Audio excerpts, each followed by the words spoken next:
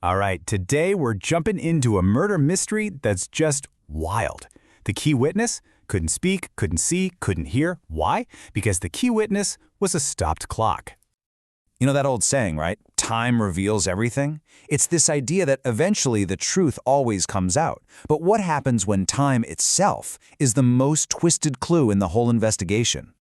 And right when that clock stopped, in that total silence, it actually started a brand new countdown. A countdown for investigators trying to hunt down a killer. So let's dive right in. Section 1. The stopped clock. Like any investigation, we've got to start at the scene of the crime and really focus on that one single silent piece of evidence. Okay, so here's the setup. The scene is this quiet suburban house. Our victim is a guy named Ramesh Malhotra, a retired bank manager. He'd just been celebrating his 60th birthday. And who was there? Just one guest. His old friend, Vikram. But when the police arrived the next morning, amidst this really grim discovery, one thing just screamed out at them. It was this old, antique clock, and it was lying shattered right there near the body. But the crucial part, its hands were totally frozen, pointing to one specific moment in time, 11:47 p.m. And let me tell you, that exact time, it would become the absolute heart of this entire case.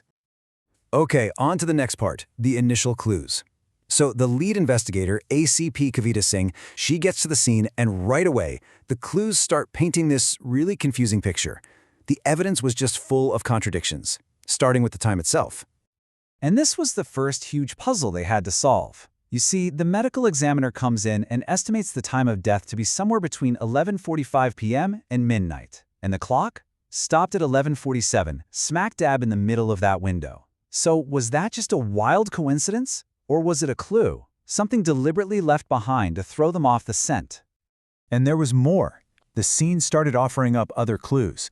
They found the CCTV wire outside had been snipped. That's a huge red flag, right? A clear sign somebody planned this. Then they find a whiskey glass on the table with two different sets of fingerprints. One belonged to the victim, Ramesh, and the other? Well, it presumably belonged to his friend Vikram. So let's recap. A cut wire, a second set of fingerprints. I mean, all the signs are pointing to a cover-up. And the investigation now has a prime suspect, the very last person to see Ramesh alive, his friend, Vikram. Which brings us to our next section, under suspicion. So, when the police bring Vikram in for questioning, he seems to have this rock-solid alibi. He tells them, look, I left the party early, around 10:30 p.m., and to prove it, he even shows them this friendly text message he got from Ramesh's phone later that night, making it seem like they parted on really good terms. But here's where it gets interesting. When ACP Singh starts laying out the actual timeline of events, Vikram's story it starts to fall apart. So he says he left at 10:30. The medical examiner puts the time of death right around 11:47. So how on earth was a text message sent from Ramesh's phone at 11:50 p.m.? This was the question that blew the whole case wide open. If Ramesh was already dead by 11:50, who sent that text?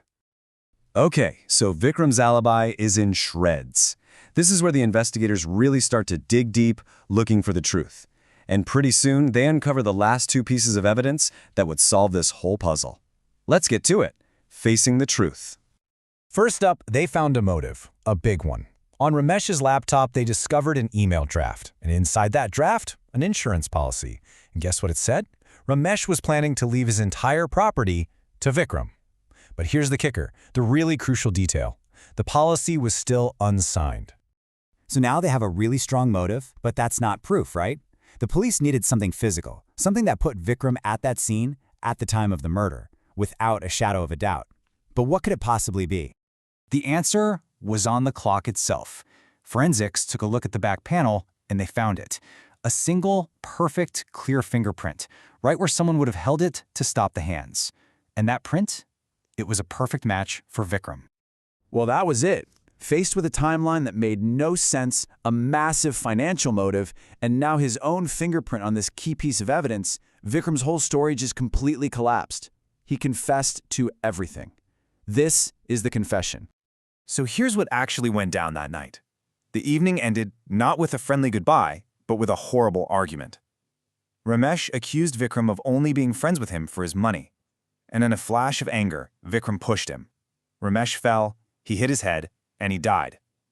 In a complete panic, Vikram tried to stage the scene. He stopped the clock to create a false time of death, and then he sent that text from Ramesh's phone to give himself an alibi. And as Vikram finished telling his story, ACP Singh had this one last thing to say to him. A perfect summary of the whole case. It just perfectly captured how his attempt to manipulate time was the very thing that got him caught. You know, in the end, that clock in the study stopped dead at 11:47. But the truth, well, the truth just kept ticking forward. And it really leaves you with a question, doesn't it? You can try to stop time, you can try to hide the facts, but does the truth ever really stay?